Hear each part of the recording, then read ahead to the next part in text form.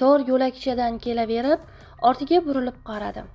Nahotki meni qo'yib yuborishayotgani rost bo'lsa-ya, deya ozodlikka chiqayotganiga ishonmasdan ichida g'udurlanardi. Keyin esa oldinga qarab boraverar, qamoqxona chiqishdagi katta temir eshikka qarab, men chiqgunimcha ochilmay qolsa-ya, deb ham xayolidan o'tkazardi. Ozodlikka chiqishiga mana bor yo'g'i 3 qadam qoldi. Eshikni ushlagichidan ushlagancha negadir oyoqlari holsizlanib, yuragi bezovta bo'ldi. Xayolida eshik ochilmaydigandek tuyulayotgandi. Bir payt eshik ochilib ketgach, Temurning tanasidan sovuq ter chiqib ketdi. Hech qachon bunday qo'rqmagandi. 10 yillik qamoq muddati tugab, ochiqlikka chiqqan mahkum G'afforov Temur ozodlikni sokin havosidan nafas oldi. Ozodlikka chiqib negadir oyoqlariga yurgisi kelmasdan yerga o'tirib qoldi. Shu holatda boshini osmonga ko'tarib, "Xudoyim, boringga shukr, lekin men nima uchun bunday jazo oldim?" deya so'rardi. Qamoqda o'tgan 10 yillik qiynalgan umri, qamoqxonadagi urush janjallar, yolg'on va sotqinliklar natijasida qiynalib yashaganlarini bir-bir esladi. Mana shu 10 yillik hayotidan qolgan og'ir xotiralar uning yuragida og'riq bo'lib turardi. Bularni unutib, yangi hayot boshlash, lekin buni qanday unutsin? Seni jinoyatchi, qamalib chiqqan va yomon odam deb barmog'i bilan ko'rsatib turishsa, yangi hayotni qanday boshlaysan? Shunday xayollar bilan yangi hayotni xohlamasligini o'ylab turardi. Bir payt yoniga kelib to'xtagan mashina ovozini eshitdi. Mashinani eshigi ochilib, mashinadan bir ayol bilan 5 yoshli qizcha tushib kelishdi. "Dadajonim", bu ovozni eshitib va kelib uni quchgan qo'lchalarini sezgach, Temur ko'z yoshlarini tiyib tura olmadi. Chuqur nafas olib, unga yaqin kelgan xotini va qizchasini quchgancha bo'ray berayotgan voqealar rost ekaniga yana bir karra ishonch hosil qildi. U endi ozod edi. Temur 5 yoshlik paytida uni ota-onasi ajrashib ketishgandi. Onasi erining xiyonatini kechirmasdan u bilan ajrashib, jahl ustida boshqa erkakka turmushga chiqdi. O'gay otasi yomon inson emasdi, lekin er-xotinning o'rtasida muhabbat bo'lmasa, bu xuddi surgunda yashagandek hayot edi. Shu sababli ona va o'gay ota o'rtasida ko'p janjal kelib chiqardi. Bunday hayotdan charchab ketgan o'gay ota endi spirtli ichimlik icha boshladi. Boshida kam-kam, keyin yillar o'tib esa tobora ko'p ichadigan bo'lib qoldi. Og'zaki bir-biriga tushuntirishlar foyda qilmadi. Ish dahanaki janjalgacha bordi. Shu asnoda oradan ancha yil o'tib ketdi. Temur maktabni bitirib institutga o'qishga kirdi. O'qishning ilk kunlaridan o'zining xush muomalaligidan ko'pchilikning ishonchiga kira boshladi. U egizak Fotima va Zuhralar bilan tanishib qoldi. O'qish davrida o'qishdan bo'sh vaqtida ham doim birga ko'rishib turishardi. Egizaklarni bir-biridan ajratishni deyarli iloji yo'q edi. Bir-biriga bir tomchi suv kabi o'xshardi. Qaysisi unga yoqishini o'zi ham bilmasdi. Shu sababli ko'pincha uchalasi birga yurishardi. Egizaklarning Fotimasi Temurga ko'proq oshiq edi. Unga turmushga chiqishga tayyor edi. Ko'p marotaba Zuhrasiz ikkalasi sayrga chiqishni taklif qilar, singlisidan uni qizg'anardi. Shunday ham bo'ldi. Temur Fotima bilan uchrasha boshladi va tabiiyki, uni sevib qoldi. Birinchi kurs tugab, yangi o'quv yili boshlanishi munosabati bilan kursdoshlar kafeda o'tirish qilishadi. Temur kursdoshlarini qistovi bilan bir qo'l shampan vinosidan ichadi. O'sha kecha Fotima bilan Zuhra bilan ham raqsga tushadi. O'ynashadi, kulishadi. O'tirish yakunida Fotima va Zuhralarni uyiga kuzatib qo'yadi. Xuddi mana shu vaqtda uyida noxush vaziyat ro'y berdi. Chunki Temurning o'gay otasi ichib kelib, onasi bilan qattiq janjallashib qoladi. Bir-birini haqoratlay boshlashadi. Shunaqangi so'zlar ular o'rtasida aytilayotgan ediki, bu so'zlarni yozishga ham odam iymanadi. Bir payt o'gay ota onasini do'pposlay boshlaydi. Shunaqangi urib tepardiki, odamzod degan nom bunday holatdagi qilig'iga yarashmasdi. Tinmasdan tepki va musht zarbalaridan a'zoyi badani og'riqlariga chidolmagan onasi oxir oqibat oshxona pichog'i bilan erining qorniga, keyin esa yuragiga sanchib oladi. Erini o'ldirib qo'yganini tushunib yetib, onasi ham shok holatida yerga o'tirib qoladi. Xuddi mana shu payt Temur uyiga kirib keladi. Ko'zlar bilan ko'rib turgan manzara uni qalbini larzaga soldi. Onasi o'gay otasini o'ldirib qo'ydi. Bu kino emas, serial emas, aksincha hayot edi. Temurning xayollari to'zg'ib ketdi. Uni shu damda javobsiz savollar qiynardi. Nima qilish kerak? Militsiyaga qo'ng'iroq qilish kerak, ammo bu onam-ku. Uni birdaniga qo'lga olishadi. Hovlida shampan vinosidan sarg'ush o'g'il, jahl ustida erini qotili bo'lgan ona va o'z qoniga belanib o'lib yotgan o'gay ota yotardi. Shu payt Temurning xayollarida yana savollar aylana boshladi. Onam hali yosh-ku. Uni qamab qo'yishsa men onamsiz qanday yashayman? U tazalanib yerga o'tirgancha o'zining yashab o'tgan qisqa umrini ko'z oldidan o'tkaza boshlaydi. Bolalik, maktab, institut, endigina 2-kursga o'tgandi. Bugun birinchi marta sevgan qizidan bo'sa olgandi. Lekin onasi-chi? Onasiga nima bo'ladi? Onamga qamoqxonada joy yo'q. U qamoqxonada yashay olmaydi. Demak, meni taqdirim shunday ekan. O'gay otamni onam himoya qilish chog'ida men o'ldirdim. Men bu qotillikni o'z bo'ynimga olaman. Bu yerdagi voqeani unutamiz deya onasini shunday deyishga ko'ndirdi. Keyin esa militsiyaga qo'ng'iroq qiladi. Organ xodimlari yetib kelgach aybiga iqrorligi haqida tan olib qog'ozga yozib berdi. Temurni qo'lga olishdi. Sud qilishib o'z o'gay otasining qotili sifatida 10 yilga ozodlikdan mahrum etdi. Qattiq rejimli qamoqxonaga jo'natishdi. Yoshgina yigitning qamoqdagi 10 yillik muddatida uni qanday qiyinchiliklar, sarguzashtlar kutib turganini oldindan bilmasdi. Temurning onasi o'g'lini qamoq jazosini olishida o'zini ayblab ko'p o'ylayverishidan infarkt bo'lib kasalxonaga tushib qoldi. Hattoki aqldan ozishiga ham oz qolgandi. Qilgan ishidan afsuslanar, qanchalik kaltaklansa ham chidashi kerakligini, o'g'li esa qamalmasligini mumkinligini ming nadomat bilan g'am chekardi. Kasalxonada yotib qolgan onaning ahvoli kundan kun og'irlashib borar, bundan esa o'g'lining xabari yo'q edi. Derazalari panjara bilan o'ralgan mashinaga Temurni to'g'ri sud zalidan olib chiqishdi. Yo'l-yo'lakay yana 6 nafar jinoyatchilarni ham olishib, ancha yo'l yurib qo'shni shaharga joylashgan qamoqxonaga olib kelishdi. Bir payt mashina eshigi ochilib, birin-ketin mahkumlarning familiyalari o'qilib chaqirila boshlandi. Mahkum G'afforov pastga tush deya buyruq berildi. Temur mashinadan tushgach, baland devorlar tepasidan tortilgan tikonli simlarga, keyin esa itlarni ushlab turgan qo'riqchi askarlarga nazar soldi. Shu dam yuragi bir sanchgandek bo'ldi. Chunki u endi mana shu baland devorlar ortida hayotining 10 yilini o'tkazishga majburligini bilardi. Ularni birin-ketin bino ichkarisiga olib kirishdi va kameralarga joylashtirishdi. Kamera eshiklari ochilgan zahotiyoq xona ichidan yoqimsiz zax hidi kelardi. Qamoqxonadagi hayoti davomida 2 yil Fotima bilan xat yozishib turdi. Chunki u haqiqatdan ham Fotimani sevib qolgandi. Uni xatlarini intizorlik bilan kutardi. Lekin Fotima qamoqxonadagi bir mahkum bilan quruq xat yozishib yurishdan charchadi. U boshqa kutishni xohlamadi. Boshqa bir yigitni topib, unga turmushga chiqib, u bilan uydan ketib qoldi. Ularning barcha ishlari munosabatlaridan xabardor Zuhra zimdan Temurni yaxshi ko'rardi, ammo o'rtada opasi borligi sabab o'z tuyg'ularini yashirib, bildirmaslikka harakat qilardi.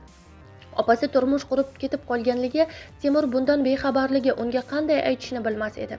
Endi xatlarni Fotima emas, uni o'rniga Zuhra yozadigan bo'ldi. Temur esa uni hamon Fotima deb o'ylardi. Zuhra esa Temur onasini kasalxonaga tushganini bilardi va Fotima erga tegib qolganligini ham bilsa, yana g'amga botishi mumkinligini bilib unga bildirmasdi. Hatto uni onasidan ham kasalxonaga borib xabardor bo'lib turardi. Oradan 3 yil o'tib, Temur Zuhraga uni Fotima deb o'ylab qo'lini so'raydi. Zuhra esa uni sevgani bois rozilik beradi. Qamoqxonada o'zini xushmuomalaligi, yaxshi xarakteri bilan rahbarlarning ko'nglidan chiqqan Temur qamoqxonada hech qanday mehmonlarsiz, dasturxonsiz nikohdan o'tadi. Rahbariyat tomonidan yangi kelin kuyovni 3 kun yolg'iz qoldirishadi. Temur hali ham Zuhrani Fotima deb o'ylardi.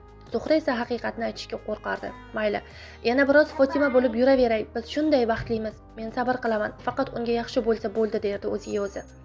Nikoh xati va pasporti Zuhrada qolgandi. Ular mana shu 3 yilda bir-birlari bilan nafas olishgandi. Barcha sevishganlar kabi his-tuyg'ularni va qalbidagi hislarni bir-birlariga izhor qilishardi. Ularning mana shu murakkab hayotidagi eng yorqin nikohdan keyingi 3 kuni bo'ldi. Mana shu 3 kunlik yorqin kundan ro'parosida 9 oydan so'ng Zuhra qiz farzand ko'rdi. Qizchasi kun sayin o'tgan sari Temurga tobora o'xshab borardi. Ko'proq uchrashib turish uchun Zuhra med kollejni tugatib, Temur qamalgan qamoqxona joylashgan shaharga ko'chib keldi. Shu qamoqxona medpunktiga Temurni boshliqlar bilan gaplashish evaziga ishga kiradi.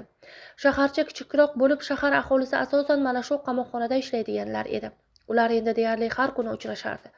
Shunday kunlarning birida Zuhra Temurga bor haqiqatni gapirib berdi. Chunki ortiq uni aldab yurishni xohlamasdi. Bu xabarni eshitgan Temur boshida jahli chiqdi. Demak, shuncha yillar davomida boshqa qizni sevgan, kechalari bilan chin dildan suhbatlashgan ekanman-da, derdi o'ziga o'zi.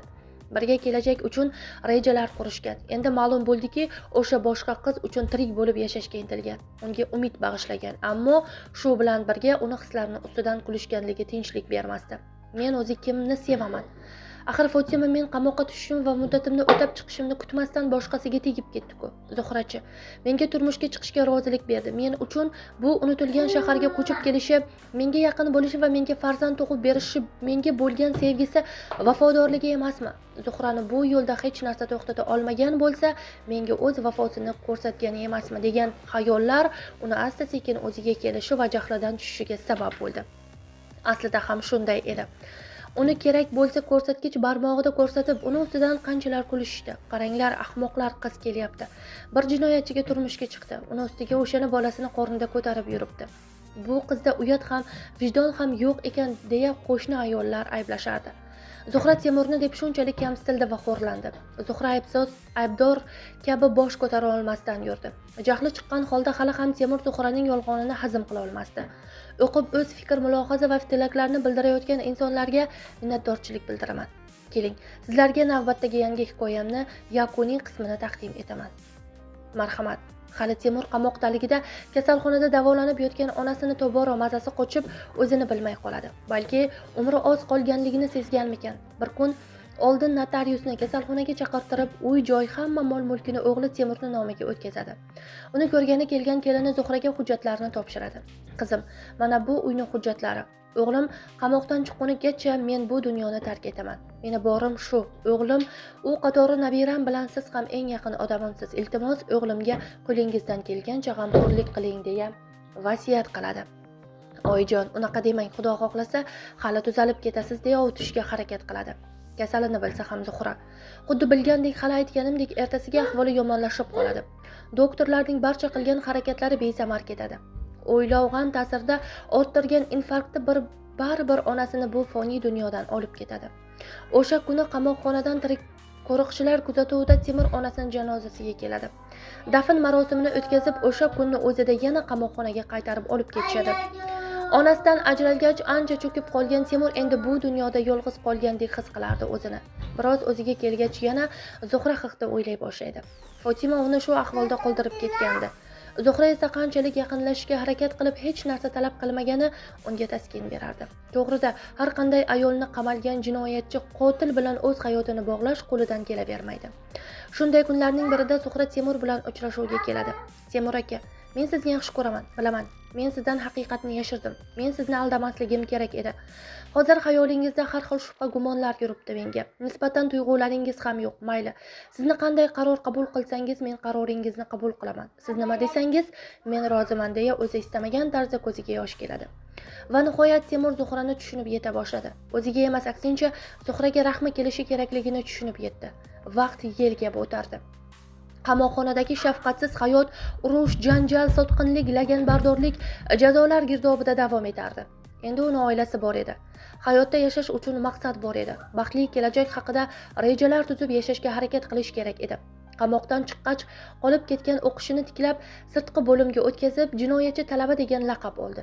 Kim nima desa ham sabr qilib, bu bosqichlardan shikoyat qilmasdan o'tishi kerak edi. Aks holda biror xatti harakat qilsa o'qishdan quvilishi mumkin edi. Yonida hamdardi va g'amxo'rlik qiladigan insoni bor edi. Temur qamoq jazosini o'tab bo'lgach, Zuhra ham medpunktdan ishdan bo'shab, birga yana jonajon shahriga ko'chib o'tishdi.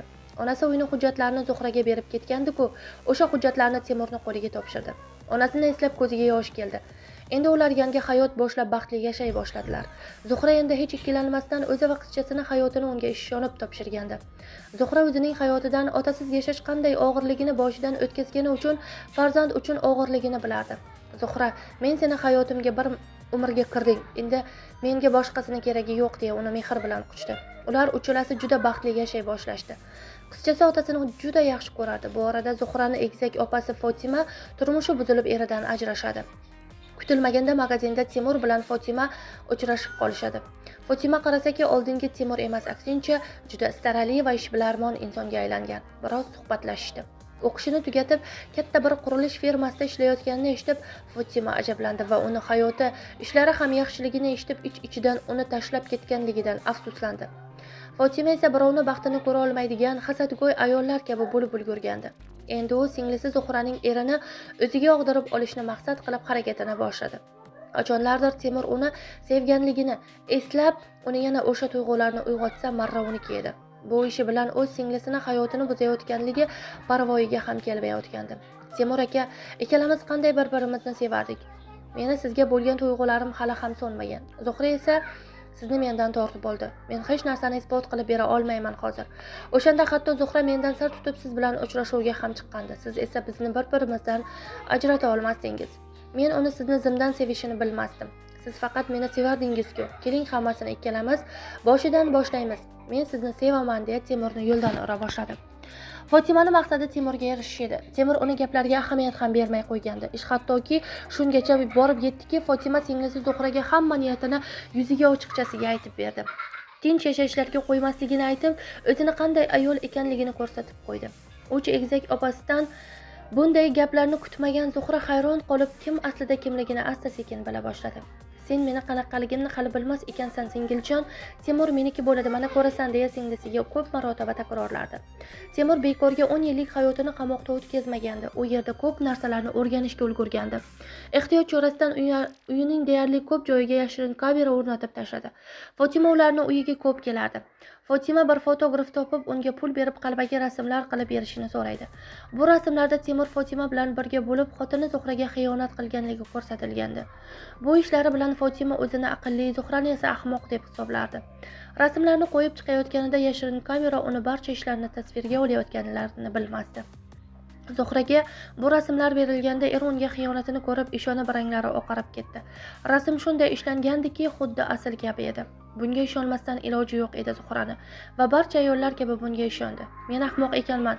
Hamma erkaklar bir ekan, hayotini kechirmayman, xiyonatni kechirmayman deya yig'lab qizchasini olib uydan ketishini o'yladi.